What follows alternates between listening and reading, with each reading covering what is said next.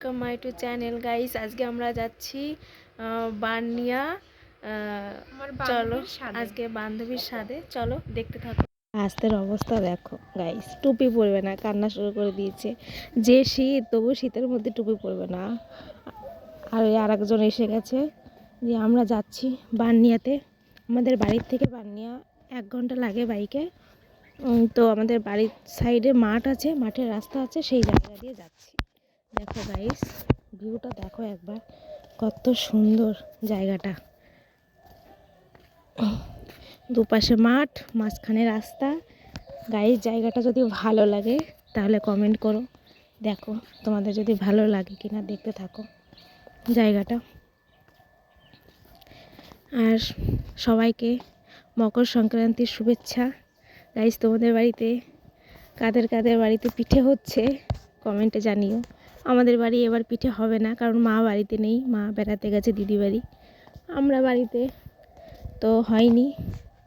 তোমরা খাও আর আমাদেরকে নিমন্ত্রণ করো খাওয়ার জন্য। গাইস দেখো জায়গাটা,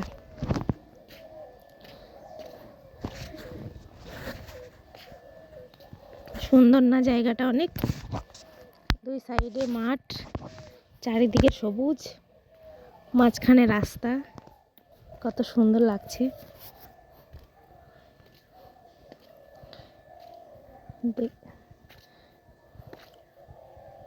কত বড়, মানে অনেকটা বড় রাস্তা, মাঝখানে শুধু মাঠ আর মাঠ, দুপাশে গ্রাম, মাঝখানে অনেক বড় রাস্তা। দেখতেই তো পারছো কত বড় রাস্তা, কিন্তু গ্রামের কোনো খোঁজ খবরই নেই। এই রাস্তাটুকু পার হতে আধা ঘন্টা সময় লেগে যায়। আর এটা হচ্ছে বার্নিয়া, চলে এসেছি। বার্নিয়া একটা খাল আছে, খালের এখানে নদী, নদীও বলা চলে না, এখন জল নেই বেশি, হালকা জল দেখলাম, বাট যখন বর্ষার সিজন তখন অনেক জল থাকে। আর এইখানে ভাস্তের খিদে পেয়ে গেছে, তাই বলছে কুরকুরে দাও, খাবো, তাই দিয়ে দিলাম।